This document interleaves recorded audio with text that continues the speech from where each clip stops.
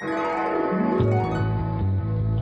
you guys, welcome to the Organicopia kitchen. I am Chef Molly Holbrook and I am here to inspire you to buy local, eat seasonal, and make great food with the people that we love.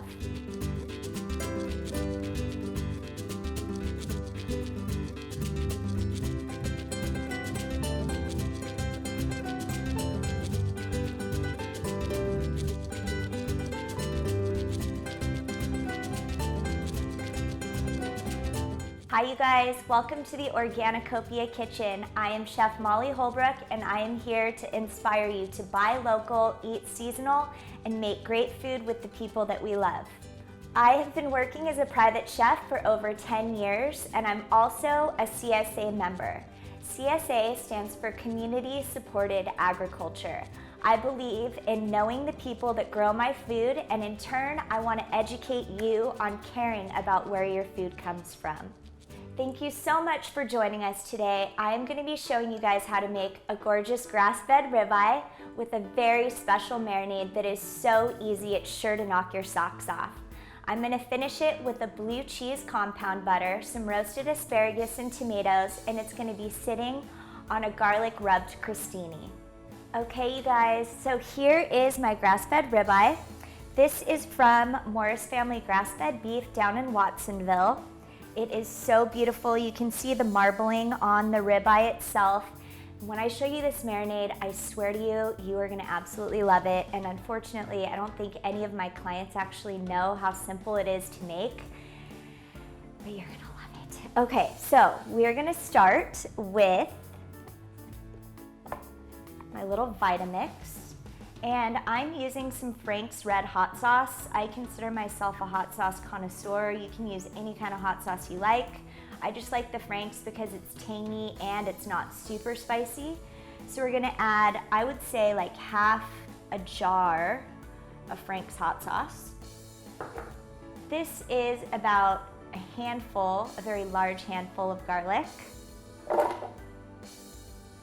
And about a quarter bottle, maybe a half a bottle of Worcestershire sauce.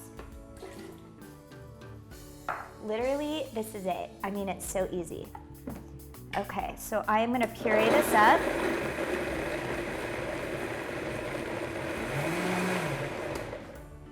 Voila!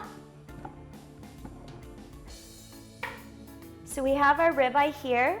I'm gonna sprinkle it with some salt and pepper. You don't need too much salt because the marinade already has a lot of it. We're gonna put the ribeye in the bowl.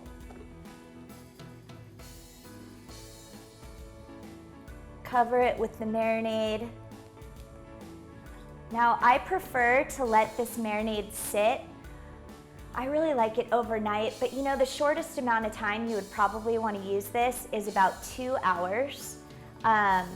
Any shorter than that, the meat is really not going to get penetrated by all of that vinegar, and what this is going to do is tenderize your meat.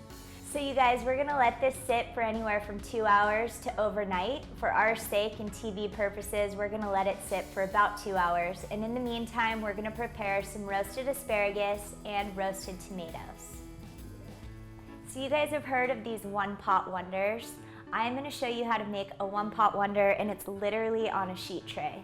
So often people think that cooking is really challenging, and in reality it's just a bunch of smoke and mirrors. So we are going to start with some asparagus, and I have this beautiful asparagus that I got from my farm box at Farm Fresh to You. I'm sure you guys have farm shares all over the country. This one's out in California, and we're gonna put our asparagus on the sheet tray. And I also got some tomatoes fresh off the vine. We're gonna throw those on the sheet tray as well. It's so simple. You literally just cut these in half, sprinkle them with a little salt and pepper. I love cracked fresh pepper, so definitely don't be shy with that. Okay, so we are also gonna put on a little bit of Worcestershire sauce. I mean, if you guys don't like Worcestershire, you can always use balsamic or red wine vinegar, whatever you like. So we are gonna add some roasted, I'm sorry, this isn't roasted, I don't know why I said that. This is chopped garlic, okay? And you can add as much or as little as you want. I happen to love garlic. And then finally, I have some dried oregano. But you know, you guys, I think that the importance of cooking and following a recipe is that a recipe is simply a guideline. It's not something that needs to be set in stone. You don't need to follow it to the T. I'm using oregano, but if you don't have oregano, you can always use basil, you can always use marjoram, whatever it is that you like or whatever it is that you have on hand. So I'm gonna get rid of this asparagus here. And we are gonna start slicing a beautiful sourdough baguette. I am just gonna cut this nice and thin. This is gonna be our toasted bread point that goes underneath the steak. We're gonna drizzle it in olive oil, sprinkle it with a little salt and pepper. And at the very end, after it's cooked, we are going to rub a garlic clove on top, and all of the garlic is gonna melt down into the toast. It is so delicious. So we have our olive oil here. Give it a nice little shimmy shake all over the asparagus, tomatoes, and bread. We wanna kinda lay these out evenly so that they have an even cooking time. I'm gonna flip the bread over, drizzle it on the other side.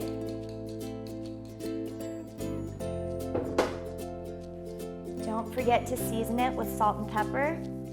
We wanna season every single layer of the food. We're gonna put all of this into a 425-degree oven for 10 to 12 minutes, and meanwhile, we're gonna make our blue cheese compound butter. All right, you guys, so this is so simple to make. This is my blue cheese compound butter. I am using some Point Reyes blue cheese from sunny California, and I have roasted off some garlic. I put this in the oven at about 425 degrees. It's like my favorite temperature. For about 35 to 40 minutes, and I wrapped it in a little bit of tin foil so it kind of steamed. We're gonna take the blue cheese. We're gonna take a softened stick of unsalted butter and some of the garlic. We're gonna add a little pinch of oregano. If you're using fresh, always remember to use a little bit extra. And we're gonna season it with, of course, salt and pepper. This is so simple. You literally just mash it with a fork. And this is gonna go on top of our steak. Once the steak's cooked in that beautiful marinade, it's nice and spicy, and this is gonna be rich and robust with the roasted garlic. And that is literally it. We are gonna set this and forget it, and we're gonna move on to our shrimp dish with an orange butter reduction sauce, thing that I like to call liquid gold. All right, you wonderful peeps. If I could seriously sing to the heavens about this dish, I absolutely would, because it is that good. We are gonna make a chili rubbed shrimp with an orange butter reduction sauce. I like to call this sauce liquid gold, and if you feel like you need to make this sauce, feel free to drink it, because literally I do when I'm done. So we are going to start with an orange. And this is one of my favorite tools in the kitchen. This is called a microplane or a zester. And we're literally just gonna take the top of this orange off. This is where all of the essential oils are, and it has a wonderful aroma and flavor. We're gonna use the zest of one orange.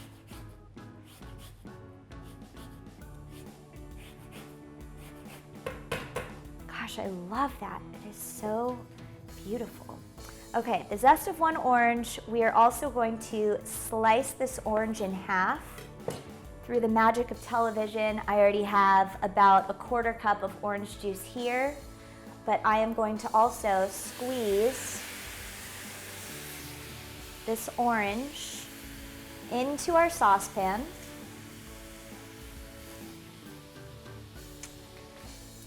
Let me just dry my hands off here. And then we're gonna add the remainder of our orange juice.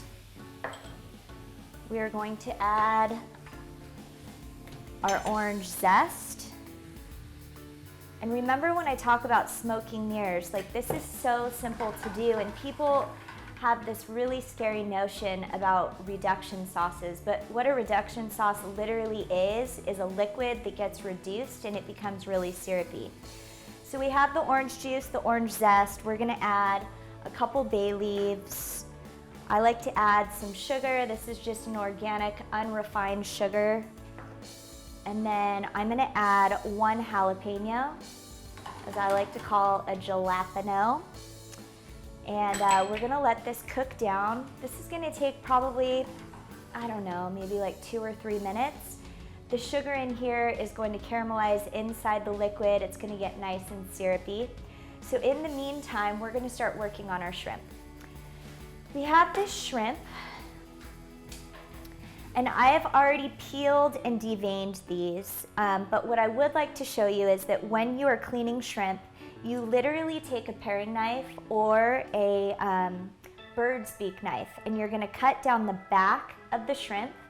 You're gonna pull out that dirty little part, and you're gonna give these a really nice wash, because anytime that you use chicken or seafood, it collects tons of bacteria, and you definitely don't want any of your friends and family eating that. So we have already washed this and we've dried it. And together we are going to make a little spice rub. So we're starting with a little bit of chili powder. Sprinkle it right on top. We have some garlic powder. You can use onion powder if you want. A little bit of cumin. These are all the really nice Mexican flavors. And then remember that oregano that we used in the compound butter and also in the marinade. We are gonna finish that flavor profile on the shrimp. And we're gonna add a little bit of pepper, some salt. We have that. And we already have, I'm gonna just switch this over to let that continue cooking. So we have a nice saute pan. It's been heating up for a couple minutes on low. We're gonna add some olive oil. And we are gonna take this shrimp. We're gonna do it seasoned side down. And these literally only take a couple minutes to cook. You know that they're done as soon as they start turning pink and the tails start curling.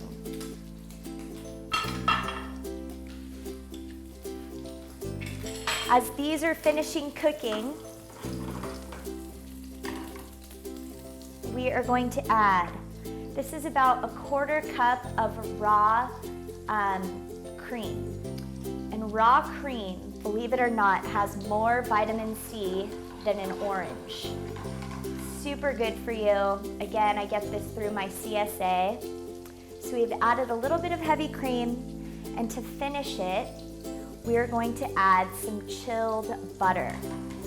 You want this butter to be chilled because basically it is going to make an emulsification, which is going to thicken your sauce and make it super rich. So we have that. I've turned off the heat. I'm just whisking the butter in. And it is literally as simple as that. This butter is gonna finish continuing cooking down. I'm gonna season this sauce with just a little bit of salt and a little bit of pepper, because we're looking for a really nice balance between sweet and savory. And now we're ready to flip our shrimp.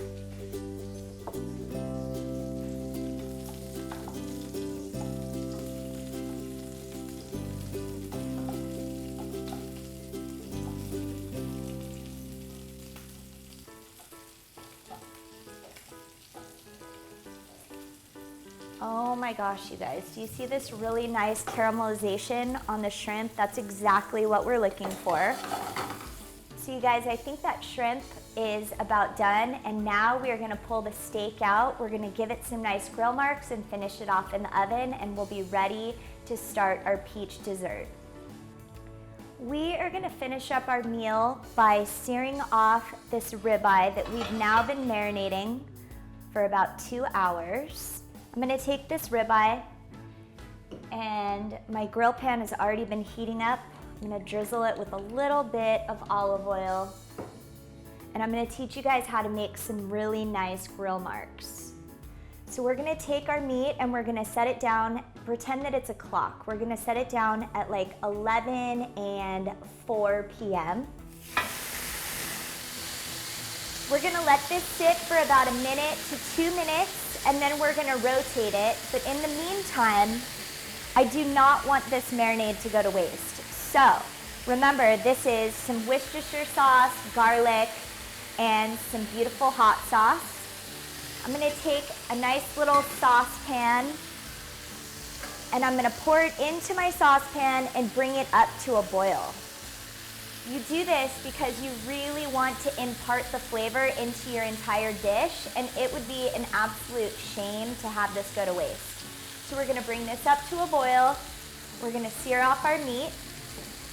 So let's just check and see if this is done. When you're cooking a steak on a grill, you really don't want to move it around too much. We want to make sure that it gets a super nice sear.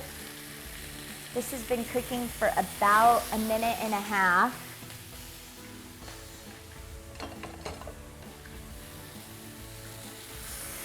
And I'm going to rotate it. It's now cooking at about 2 o'clock and 7 o'clock. We're gonna let this cook for a couple minutes more. I just wanna share with you the importance of making a home-cooked meal with your family. I really believe that so often we get caught up in the rat race of life that we forget to slow down and savor the moment. Making a really nice dinner for your family is a great time to reunite at the end of the day and to have everybody catch up on what's going on in the world around them. All right, you guys, let's give this a little flip. Oh my gosh, look at those beautiful grill marks. So the benefit of using an indoor grill pan as opposed to an outdoor barbecue is that you can use this all year round as opposed to only being able to use a barbecue during the summer. I'm gonna give this one last flip.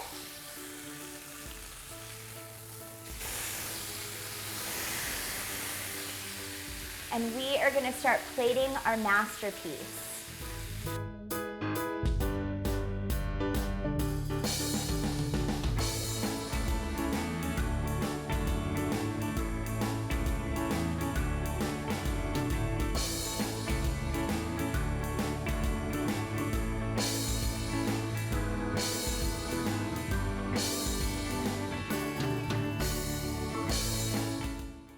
You wonderful peeps. So we have our beautiful grass-fed ribeye with a Point Reyes blue cheese compound butter. We have our chili rub shrimp with an orange butter reduction sauce. And last but not least, I would like to show you how to make a very simple seasonal and summery dessert. This is a grilled or roasted peach with a little bit of creme fraiche and molasses. We're gonna take some molasses, drizzle it onto our plate. You can make a really pretty design.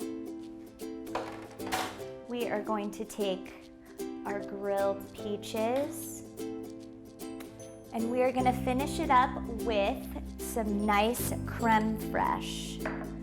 Creme fraiche is a really rich French style sour cream. And we're going to garnish it with a little mint. Voila, you guys. So here we have our grilled peach with molasses and creme fraiche. It's simple, it's beautiful, it's summery.